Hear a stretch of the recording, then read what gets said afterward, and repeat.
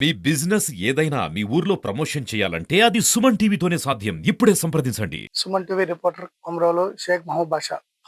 ఈరోజు మనము ప్రకాశం జిల్లా కొమరోలు మండలం కంకరవనపల్లి గ్రామానికి చెందిన మట్టిమల్ల సుజాత నరాల సంబంధిత వ్యాధితో బాధపడుతూ మంచానికి పరిమితి ఉన్నది.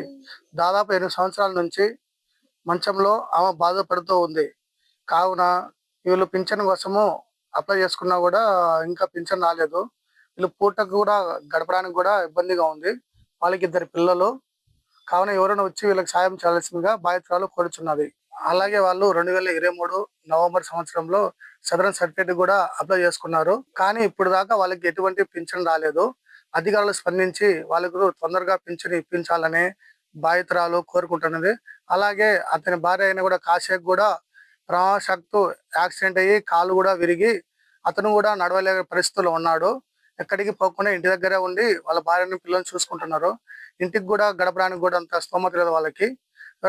స్వచ్ఛంద సంస్థలు కానీ అధికారులు కానీ వాళ్ళకు స్పందించి తగిన సాయం చేయాలని కోరుకుంటున్నారు.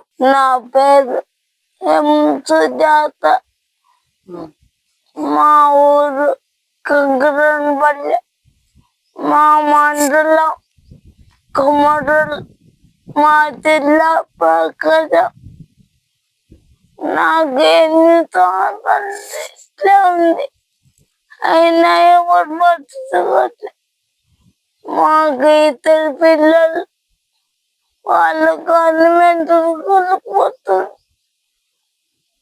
నన్ను ఎవరు ఆశ్రయించలేదు. దయచేసి నాకు పింఛన్ రాలే. మాకు పోయింది ఇంట్లో మొత్తం ఇబ్బందిగా ఉంది.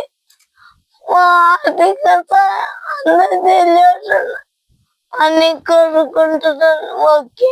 నా పేరు కాశయ్య, మాది ప్రకాశం డిస్టిక్, మాది కొమరోలు మండలం, మా ఊరు కంకరవనపల్లె. మా భార్యకు ఇప్పుడు 8 సంవత్సరాల నుంచి బాగాలేదు ఆమెకు. ఇప్పుడు మా ఊరికి వచ్చి మేము కంకరవనపల్లి 2 సంవత్సరాలు అయితే 23న సర్టిఫికెట్ వచ్చింది. మాకు పింఛన్ ఎవరు పట్టించుకుంటలేరు నాయకులు. మాకు పింఛన్ తట్టు బతికే నాయకులు బట్టి వేసుకోవట్లేదు. మేము ఎన్నిసార్లు తిరిగినా 2023లో పెట్టినాం. ఇప్పుడు ఈ ప్రభుత్వానికి పోతే ఈ ప్రభుత్వంలో వదలలేదు అంటారు. మాకు పింఛన్ తట్టు దయచేయాలి నాయకులు. మాకు పూట గడపలేకుండా ఉంది. మా భార్యను చాలా ఇబ్బంది ఉన్నాము. ఇప్పుడు 5 లక్షలు ఖర్చు పెట్టాము. మా సామెత కనీసం మేము ఏమి ఇంట్లో మాకు లేదు. మాకు తినడానికి కూడా కష్టంగా ఉంది. నాయకులు కొంచెం మమ్మల్ని పట్టించుకొని పింఛన్ ఇచ్చేటట్టు చేసి సాయం చేసి మాకు కొంచెం హెల్ప్ చేయాలని అడుగుతున్నాము. మా ఊరైతే మాకు 2 పిల్లలు, వాళ్ళని చదివించుకొని గవర్నమెంట్ స్కూల్లో చదివిస్తున్నాం. కానీ ఇప్పుడు మేము పూట గడపనికి మా భార్య నాకు కాలు ఎరిగింది. నాకు కాలు నేను ఏం పని చేసుకోలేకున్నా కానీ పిల్లల కోసం ఏంటంటే ఇప్పుడు చనిపోవాలని గుర్తుంది. కానీ ఏంటంటే పిల్లలు అనాథలు అయితే దాని గురించి మా భార్యని చూసుకుంటా, పిల్లలు చూసుకుంటా నేను నడవలేకున్నా. నా పరిస్థితి నేను కోరుతున్నాను. ఈ అధికారులు ఎవరైనా సాయం చేయాలి. మాకు పింఛన్ ఇస్తారు ఖచ్చితంగా. నాయకులు మొత్తం మాకు సపోర్ట్ ఇచ్చి మాకు సహాయం చేయాలి. పింఛన్ అంటే మేము బతుకుతాం పింఛన్ మీద అనుకుంటున్నాం. సాయం చేయాలి.